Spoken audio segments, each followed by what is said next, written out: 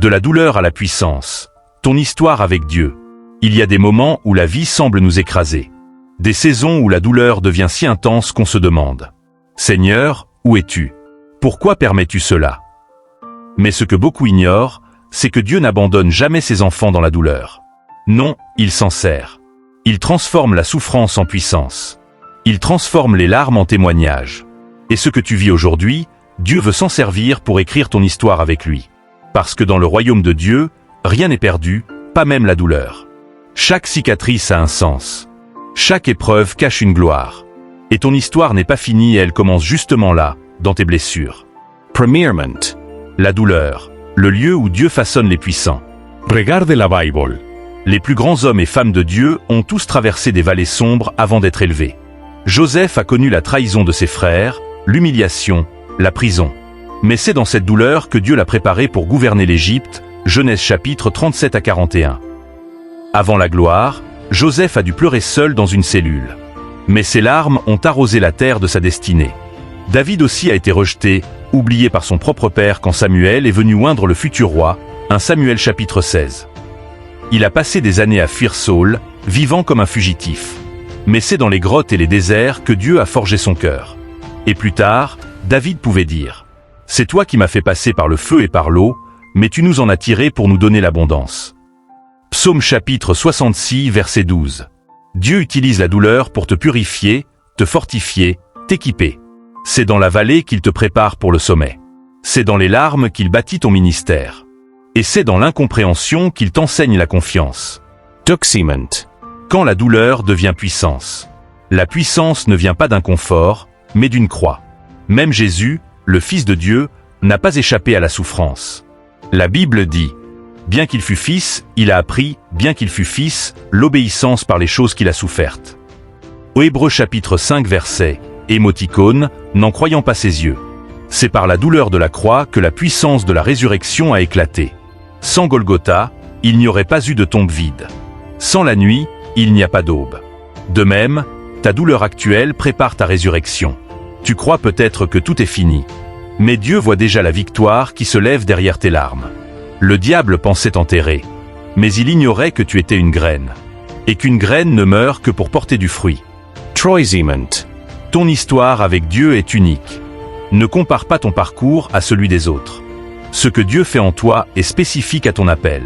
Le feu qu'il permet dans ta vie n'est pas là pour te détruire, mais pour te purifier comme l'or, 1 Pierre chapitre 1 verset 7. Certains ont besoin du désert pour apprendre la dépendance.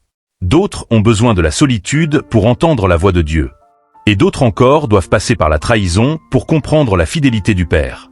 Tu vois, ton histoire est ton ministère. Les blessures que Dieu guérit en toi deviennent les outils qu'il utilise à travers toi. Quand tu parleras de ton passé, les gens verront la gloire de Dieu et non la honte. Quand tu témoigneras de ta douleur, d'autres trouveront la guérison. Parce que Dieu ne gaspille rien. Même tes erreurs, il les transforme en leçons divines. Même tes larmes, il les recueille. Psaume chapitre 56 verset 9. Quatriment. La puissance cachée dans ton témoignage. Tu n'as pas besoin d'être parfait pour être puissant. Tu as juste besoin d'être brisé entre les mains du potier. Regarde Moïse, un homme au passé lourd, meurtrier, fuyard. Mais Dieu l'a utilisé pour libérer un peuple entier. Regarde Pierre, il a renié Jésus 3 fois. Mais Dieu l'a transformé en apôtre du feu. C'est souvent dans les vies les plus cassées que Dieu manifeste sa gloire la plus éclatante. Parce que quand tout le monde te croyait fini, Dieu te relève pour montrer que sa grâce est plus forte que tes chutes. Ton histoire deviendra un message vivant. Oui, j'ai souffert. Oui, j'ai failli abandonner. Mais Dieu m'a relevé, et maintenant je marche dans sa puissance. Et ce message touchera ceux qui traversent ce que tu as vécu. Parce que le monde écoute plus ton vécu que ton discours. Et quand Dieu guérit ton passé, ton témoignage devient une arme. Cinquiment. Ne fuis pas la douleur, laisse Dieu la transformer. Souvent, nous prions pour que Dieu nous sorte de la souffrance, alors qu'il veut nous transformer à travers elle.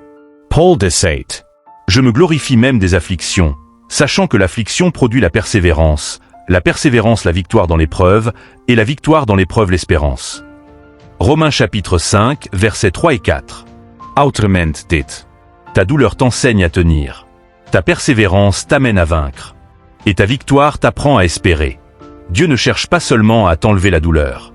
Il veut en faire un instrument de puissance. Quand tu comprendras cela, ta prière changera. Tu ne diras plus « Seigneur, pourquoi ?»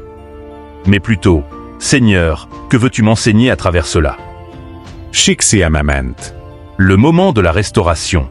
Il y a un temps pour les larmes, mais il y a aussi un temps pour la gloire. Après chaque croix vient une résurrection. Dieu promet « Je changerai leur deuil en allégresse, et je les consolerai, je leur donnerai de la joie après leur douleur. » Jérémie chapitre 31 verset 13. Tu n'as pas souffert pour rien. Ce que tu as perdu, Dieu peut le restaurer au centuple. Et quand il te relèvera, ta puissance ne viendra pas de ton orgueil, mais de ton intimité avec lui. Car la vraie puissance ne se trouve pas dans les titres ou les dons, mais dans une vie brisée que Dieu a reconstruite. Dieu écrit toujours. Ce que tu appelles la fin, il l'appelle le commencement. Ton passé ne te définit pas. Ta douleur ne te limite pas.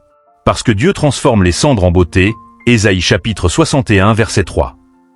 Aujourd'hui, choisis de lui confier tes blessures. Dis-lui, Seigneur, prends ma douleur, et fais-en une source de puissance. Fais de mon histoire un témoignage de ta gloire. Et souviens-toi, la même main qui a permis la blessure est celle qui te guérira et te rendra plus fort. De la douleur à la puissance. Voilà ton histoire avec Dieu. Et cette histoire, le monde doit l'entendre. Verset de meditation. Romains chapitre 8, verset 28. Toute chose concourt au bien de ceux qui aiment Dieu. Psaume chapitre 34, verset 19. L'Éternel est près de ceux qui ont le cœur brisé. 2 Corinthiens chapitre 12, verset 9. Ma grâce te suffit, car ma puissance s'accomplit dans la faiblesse. Ésaïe chapitre 61, verset 3. Pour leur donner un diadème au lieu de la cendre. Amen.